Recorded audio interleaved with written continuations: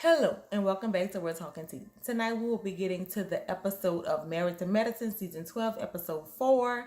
Don't forget to like, subscribe, and turn on that notification bell so that you do not miss out on the next time we talk Married to Medicine, okay?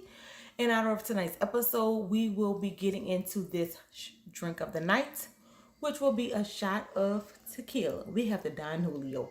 And in honor of our girl Toya and the stuff that she went through on this episode, we got to take a shot on her behalf. So, cups up, shot glasses up, let's go ahead.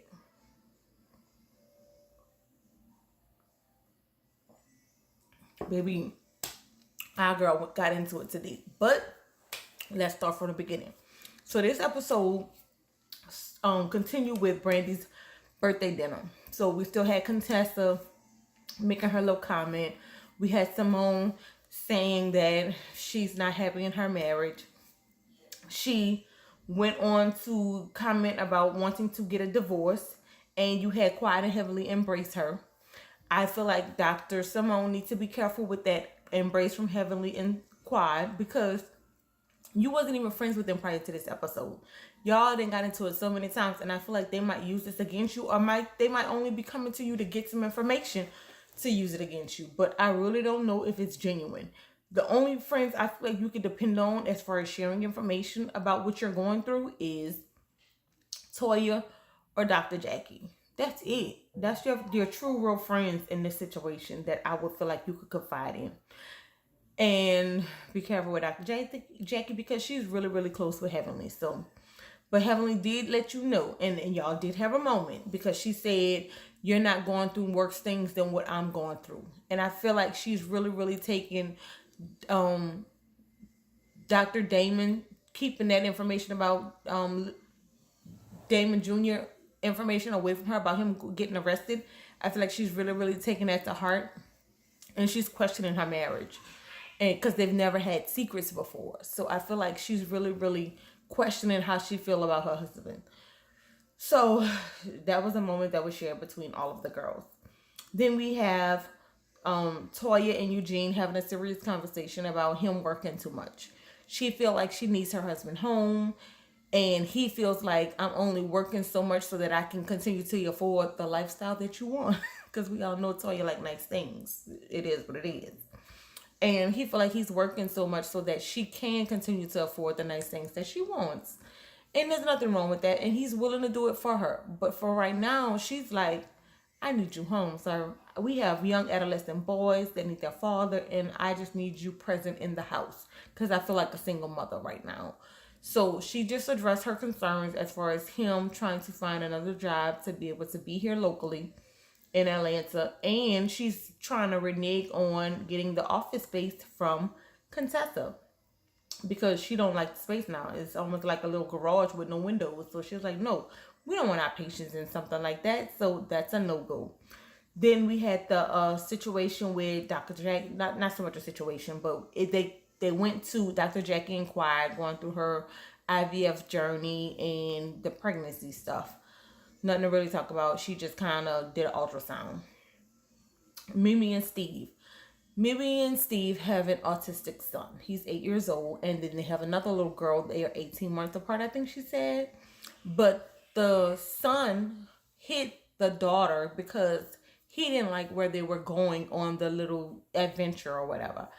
And that was an authentic moment. I like that authentic moment, because during the confessionals, they both got emotional. She handed her husband a tissue, and it was really, really tough for them to be able to share what they go through with an autistic son. So that was really, really good to see.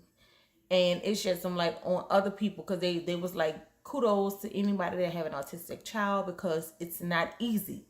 He's nonverbal, and I like the way they addressed it. They're like, you don't hit your sister. You're not going to get your toy that you wanted, because we don't do that.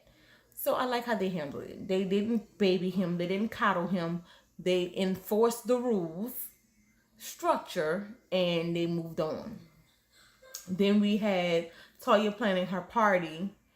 And we already know how Toya throws a party. It's going to be grand. It was nice. I absolutely love her party.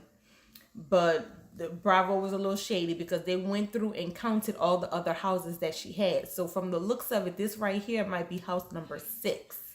Because on the show they said, okay, this is house number 4, and they said, oh, this is the house that we bought down the street. We just bought a house down the street from the other one. So I think that one was another one, and then maybe this might be number 5 or number 6. But anyway, the house is beautiful. I absolutely love the house. But Heavenly threw shade because she, in the group message, the morning of the party that she was having, the no days off or days off party or whatever, she said, whoever this fake Balenciaga purse is, you forgot it at the party and I'll have it at my house. And the only person that commented was Heavenly.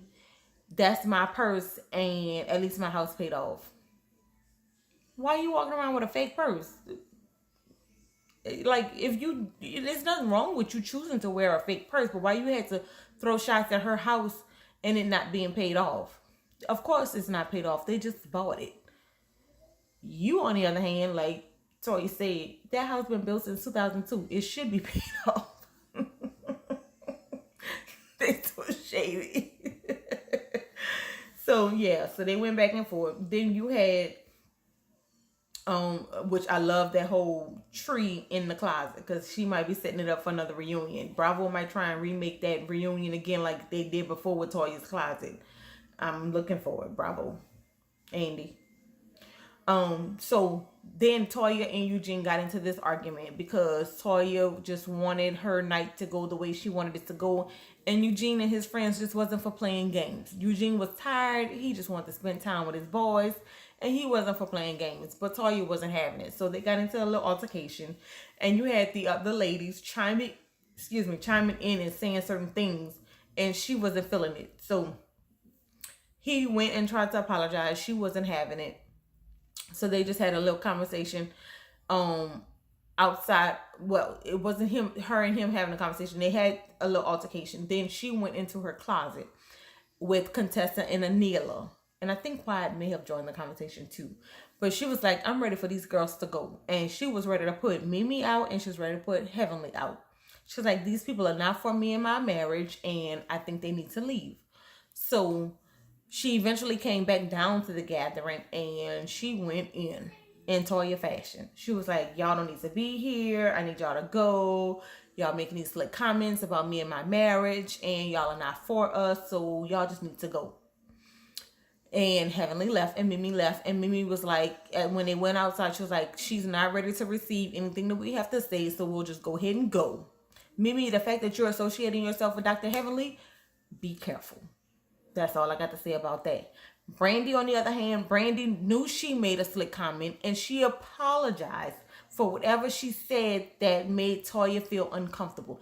And that's the way you handle friendships.